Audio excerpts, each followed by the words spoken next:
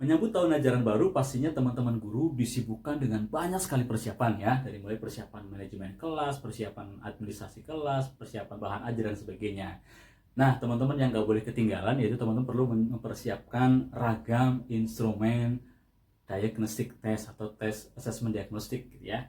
Dan asesmen diagnostik ini merupakan bagian dari formative assessment di mana peruntukannya hasilnya untuk kita sebagai guru menyesuaikan terhadap pembelajaran berikutnya ya. Asesmen diagnostik ini umumnya dilakukan di awal karena gunanya untuk kita melakukan pemetaan atau mapping dari pengetahuan, keterampilan, dan karakteristik peserta didik kita ya. Nah, teman-teman, ada satu tools yang bisa teman-teman gunakan untuk melakukan diagnostic assessment peserta didiknya, yaitu diagnostic assessment berdasarkan 4 dominan otak ya. Menurut teori yang dikembangkan oleh My Brain International Limited ini, ada 4 dominan otak pada manusia yang itu akan berpengaruh kepada perilaku, gaya komunikasi, dan lain sebagainya.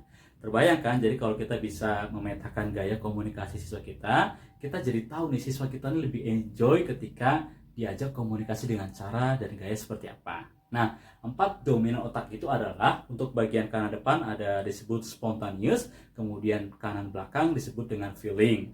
Di bagian kiri depan disebut dengan reasoning, kemudian kiri belakang disebut dengan specific ya.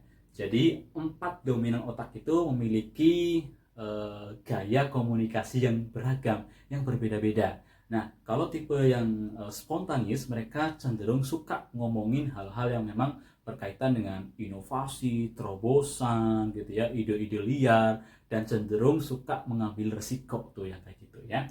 Adapun dominan feeling, mereka yang cenderung perasa gitu ya, emotional gitu ya, kemudian ekspresif, empati, dan lain sebagainya. Adapun untuk dominan reasoning, mereka yang tipenya itu logik sekali gitu ya. Ketika membahas apapun itu harus ada alasan yang kuat, ada fakta yang diangkat gitu ya.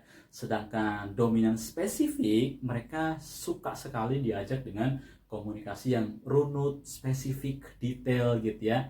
Cenderung hati-hati dalam melakukan sesuatu dan menghindari untuk mengambil resiko tuh. Nah, jadi dominan-dominan itu bisa membantu kita untuk melakukan pendekatan kepada siswa kita sepanjang kegiatan belajar mengajar gitu ya.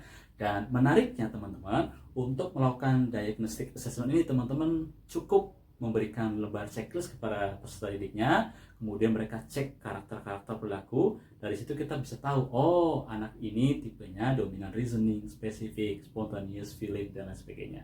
Dan itu pastinya akan memudahkan kita untuk melakukan pendekatan di awal tahun ajaran sehingga lebih engage, lebih match terhadap kebutuhan siswa kita ya.